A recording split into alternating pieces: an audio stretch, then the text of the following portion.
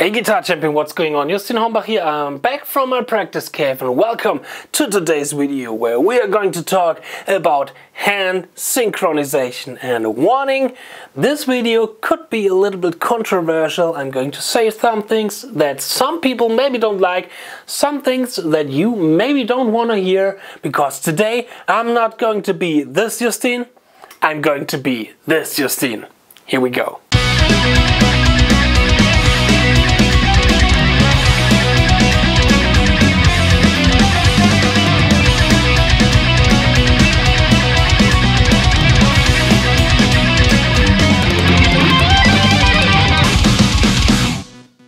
A lot of people are coming to me and asking, man, my hand synchronization is a big problem of my playing.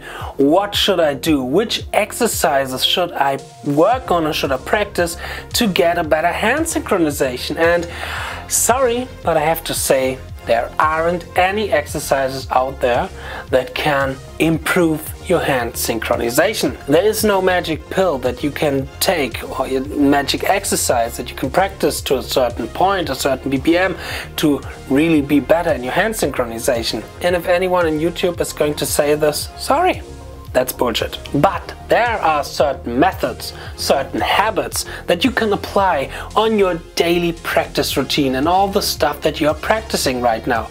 And today I'm going to show you some of the habits and the methods with the example of the solo section from Daddy Lover Little Boy by Mr.Big and the great Paul Gilbert, which I covered a few days ago, because there I realized how important some of the habits are, because I had some hand synchronization problems while practicing this kind of lick and this idea.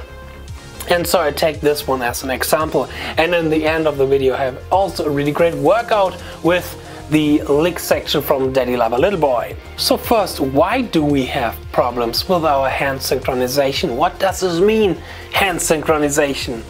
Well, it basically means that one of our hands is out of sync. It's slower or faster. That easy. But why is this happening? Well, it can be happen for the left hand that maybe some fingers are overlapping. You want to press down the ring finger and after that the pinky, and it's so fast that you're pressing down both fingers at the same time accidentally. Or the problem is on your right hand and you want to play a sequence where you have to go from one string to the next string. You don't have the right angle, you don't have the right pick slide or the right technique in your right hand, and then accidentally you don't play down, up on the next string, but playing down, up, down on the next string.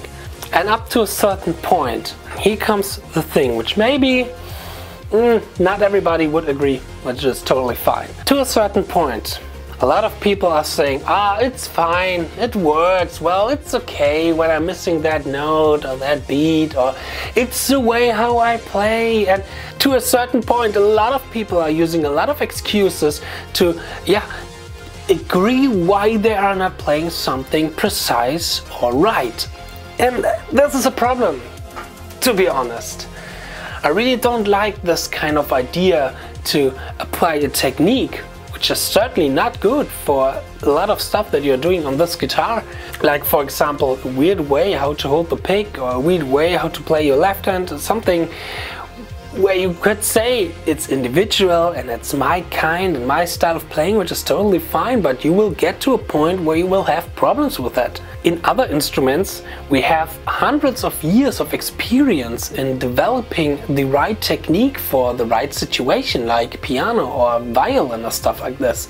There are books out there which are hundreds of years or which are telling you, if you want to play this one, you should use this fingering, or you should use this technique or that kind of method. And it works. So why not going to that step on guitar and just saying, okay, there are some techniques, some ways how you should hold the pick, or you should hold your fretting hand to get to a certain perfection in your playing and in that kind of style that we want to play. And back to hand synchronization. A lot of the problems that we have here comes from not having control over what we are doing. And to gain control is a lot of damn work. I'm not really gifted with hand synchronization. I have a lot of problems with hand synchronization, especially with my left hand. And I need to work my ass off to get to the certain kind of level. And there are, of course, situations in my career and in my kind of playing where I get to a point and we're just saying, oh man, it's how I play, I can't do anything about this, blah blah blah bullshit. No, there are methods out there that I wasn't applying to my playing yet to improve on those certain things and to get, for me, more control in my playing. But most of the it's my kind of style stuff and this is how I play comes from excuses, just excuses to not working a little bit more and focusing a little bit more on those kind of problems. For example, a really great inspiration for me is my good friend David Schneider, who is an extremely talented and gifted guitar player, which is far way too unknown out there, which is really sad. But he was sitting down and he said a few months ago to himself, I wanna play the intro sweeps from The Glass Prison from Dream Theater as perfect as it could be, and it's really hard.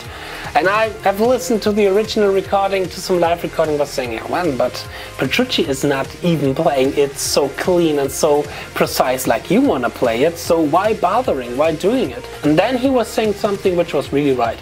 He said, when I'm now trying to get this as perfect as I can, it will make me a lot of things easier when I want to do another sweep section, when I want to play another sweep section, because all the experience that we have gained, or that he is gaining in this kind of process, really grinding those sweeps to the perfection, to the limit, this experience will help them later on and will save them time and make some stuff easier. Most of the hand synchronization problems that we have comes from not having control over what we are doing. And let's check out some methods that we can apply or that we can do to get a little bit more control. And one method or one habit is, which I always do in the past couple of months, which really helped me a lot, is doing each hand individually. Always with a metronome, always with a click, to keep track of how good your left or your right hand is at the moment. And maybe also to analyze, okay, where is my problem? Is my problem more on the left hand? Is my problem more on the right hand? A lot of people are teaching to work on your left hand alone, which is great, of course, but why is nobody really talking about doing the right hand alone? I've seen this method like only by one guitar player a few years ago, and the problem here, it can be really boring only to hear the muted strings, and it can be really difficult as well. Our right hand is really not independent. It is really focused on the left hand. Now our left hand is telling our right hand what to do, because when we want to play this note, you have to do a downstroke and stuff like this. Try to get a little bit more independency for your right hand by practicing a lick with only the right hand and with muted strings, and only knowing, okay, there I have to play 4 notes on the E string, and then I have to play 5 notes on the B and 3 notes on the G, and then really work on playing 4 notes on E, 5 notes on B, 3 notes on G, and really get an awareness about, okay, what am I doing here? Do I really play 4 notes here and 5 notes here, or maybe do I play 3 notes there and 6 notes here, and stuff like that. Get an awareness, get control. And by the way, I'm not talking about life situation, keep that in mind. I'm talking about the situation where we are in our rehearsal room or in our practice room, and when we are working on our technique. When we are playing live, it's a complete different thing, because live there are more parameters that we can't control. We are not really independent, we have to be aware of what our bandmates is doing. Maybe we are nervous, we are standing up and not sitting down, which can be a big difference. And I highly recommend to everybody, when you go on tour, when you have some shows coming on, practice as much as you can standing up. Even when you have a little bit more kind of a belly like me, because this changed a lot. I'm now experienced this while preparing for the Eternity's End tour and doing some sweeps up here, and then there's my belly in the way. I really need to work on my posture there and how I hold the guitar and all that kind of stuff. So what I want to say is, when we are playing live, our head should be free. We don't have to overthink everything. We should play out of our subconsciousness. But to get something in our subconsciousness, we really need to work on with great awareness in our practice room. So everything that I'm saying here, please just apply to your practice room, and not then standing on the stage and saying, oh, wait a second, here I miss a note. Let's rewind that, let's do that again. No, this is not how live music works. Okay, so one method, one habit is always try to practice one hand individually. Again, it can be a little bit boring doing this with the right hand only, but it's so good. It's so good. I'm doing this now for 1.5 years and it really pushed my right hand playing to the next level. It's really so good to really see where your problems are there and where you don't have control over your right hand when the left hand is not involved. Alright, the next method that I have here for you, I want to show you with an example from Daddy Lover Little Boy from Mr. Big. And therefore we are first going to check out the lick, and then I'm going to tell you what my next method is to work on our hand, our left and right hand synchronization. But before we're going into the lick explanation, a few words from our sponsor, which is you. Because now comes a little ad for my online course, The Zen of Speed Picking, where I put in now nearly 5 hours of video time because I've added some add-ons during the last month.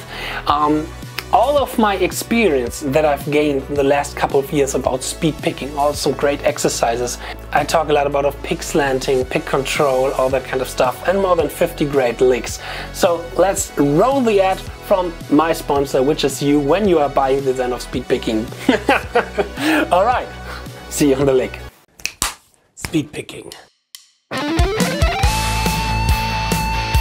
Speed picking, alternate picking is one of the most essential techniques for modern, fluent but still aggressive metal guitar soloing. But we all know the following problems. We want to play fast, but our hand synchronization gets off, we are sounding sloppy, we are hitting a plateau and doesn't even getting faster at all with our right or our left hand. And as a solution for all of these problems, I created the Zen of Speed Picking.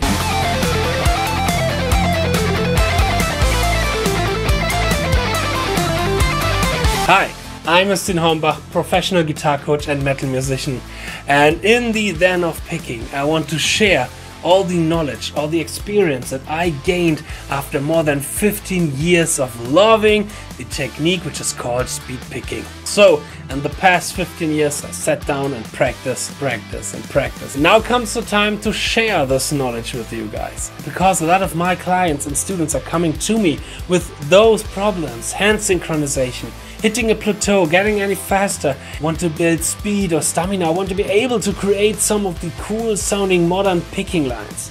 And all of that we're going to face in the Zen of Speed Picking. But what is inside the Zen of Speed Picking? Well, we have 17 chapters full of in-depth analysis of picking technique, two-way pick slanting, string skipping, how we are holding the pick, how is our motion from your right hand, and tons and tons of licks and patterns that you can use as a blueprint, so no stupid grammatical exercises that you can never build up in a musical context. No, here we have licks with the awareness of scales and harmonies and all that stuff around it, and those you can take and put them in your next epic metal solo.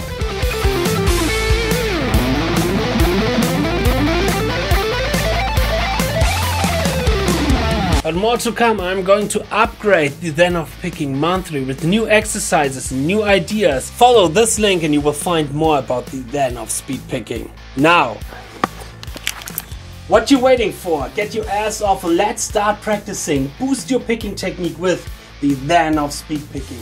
Here we go. I'm Justin Hombach. I can't wait to see you in chapter number 1, so let's get started with the Zen of Speed Picking. Cheers and stay progress. Bye.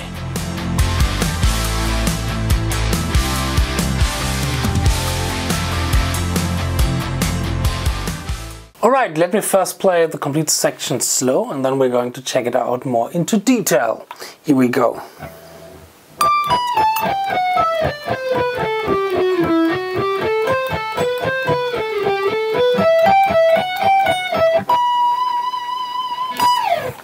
Up to that point, I know the lick is actually a little bit more what's going on there. Then after that we have the big E minor stretched kind of arpeggio here and the pull-off section, but this is not relevant for us in our etude to work on the left and right hand synchronization, or to give you the example what kind of methods you can use to train your left and right hand synchronization. Alright. We are in the key of E minor, and we are first starting off with a 3-note per string rung over 4 strings, going from the E to the D string, and we are starting off with the D, the 22nd fret of the E string. Right here, playing it with the pinky. Now we do have a position shift. We are not going like the regular E minor scale, descending from the D, so 22nd, 22, 19. No, we're jumping straight to 19 and going to 17. So we actually have this kind of finger position here, where we're playing 17, 19, 20 with our pinky, but this time we are playing the 22nd fret with the pinky, and therefore we are playing the 19th fret not with our ring finger, we are playing it with our middle finger. So we have this fingering here, pinky, middle, index. And then we're going straight descending the E minor scale, starting off with the 20th fret on the B string, going 19, 17 on the B string, 19, 17, 16 on the G string, and on the D string the same 19, 17, 16. Now, and here again we have an uneven number of notes per string, which means we have to change the string, the pick slanting every time when we're going from one string to the next string. We're starting off with upward pick slanting, and then we're going down, up, and down again. So upward, downward pick slanting, upward pick slanting, downward pick slanting. Well, that's not really correct on the D string, sorry, I have to correct myself. We are staying there with the upward pick slanting because we now have an even number of notes on the string when we are continuing the line with the next section, with the next bit. But for my way to work on this method, I will divide this lick a little bit unusual. I will divide this lick not into musical kind of terms, like seeing, okay, there's a group of 60 notes, then there's a 4-note grouping of 60 notes and stuff like that. I'm more dividing it into a technical kind of point of view, so seeing where do we have the string changes, where do we have some weird finger position shifts and stuff like that, but I'm going to talk about this a little bit later on. So let's continue with the line. After we have reached the D string, now we are having a little position shift going with our index finger from the 16th fret D string to the 14th fret D string, and continue with an ascending scale run. Here from the E to the F sharp over the G next to the A, which is on the 14th fret of the G string. So here we have another string change. We're changing from the D string to the G string. By using the upward pick slanting, this shouldn't be that much kind of a problem. Alright, now on the G string we have this really classical kind of sequence where we are playing 14, 17, back to 14, and then 16, 17, 16, 14. This really typical 6-note phrase. Alright, all together until that point. Again. Now we have another position shift where we're going from the 14th fret on the G string now one step below again to the 12th fret, the G. And here we are playing G, A and B.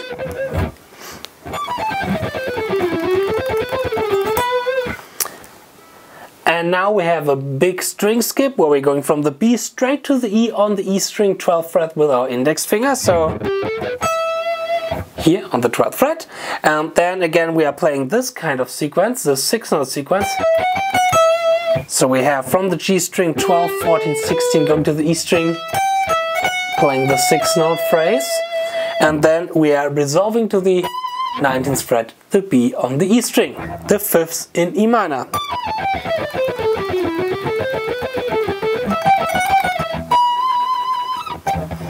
And then, yeah, comes of course the big arpeggio stretch, like I've mentioned, and all the kind of madness here going on. But I'm not going to get too much into detail of this. You can check out the tabs. I will do the next section in there as well.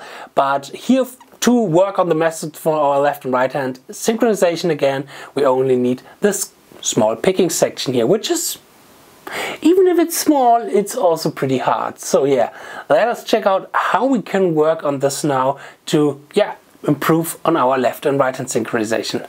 Okay, what I really like to do when I have a lick like this and I have some synchronization problems and I want to work on it on a daily basis, I create myself some sort of a workout.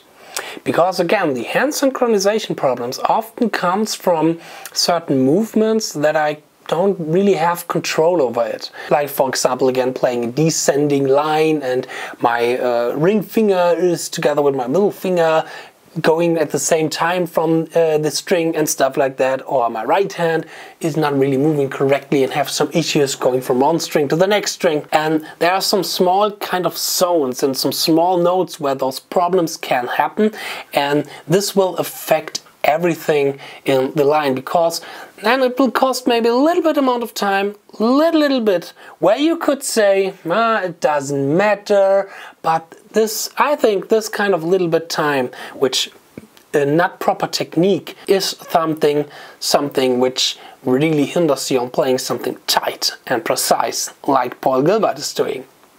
And for example here, for example on this lick, I'm going to divide the lick in different sections where I can take a look on certain problems.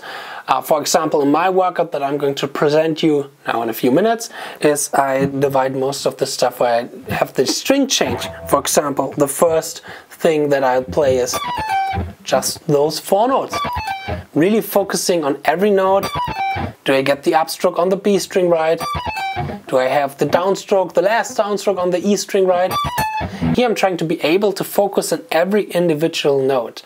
In the bigger picture, of course, I'm not thinking about every individual note, but I want to be able to work on but I want to be able to work and to focus every individual note, so I can really get into those problem zones and those kind of areas and fields and those nasty notes which are hindering me to get this one straight and tight. After I've practiced this kind of movement, I continue on adding the next string change.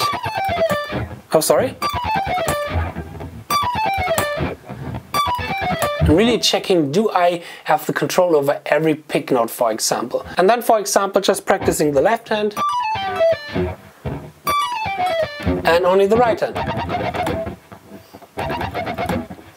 And continuing through the line. And there are some certain things which are always kind of a problem for my left and right hand synchronization. This is going to the next string and really working our pick slanting and moving the finger position. For example, when we are going to the D string, we have to do this position shift. Position shifts are a pain in the ass. Position shifts can cost a lot of time because you have to go from here to here, and yeah, it's really tiny bit of time that you need to be aware of to get from this point to that point.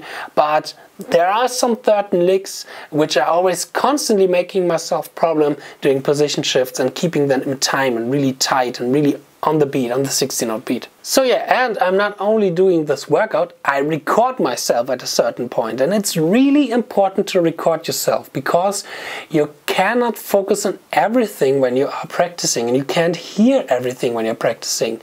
There is stuff that we are missing from our hearing when we are practicing it, even when we are practicing it slow. So record yourself, and then after you record yourself, do another thing, turn it really slow and really check if every note is tight on the grid, on the beat. Maybe you could say this is a little bit over-exaggerating, but I don't know.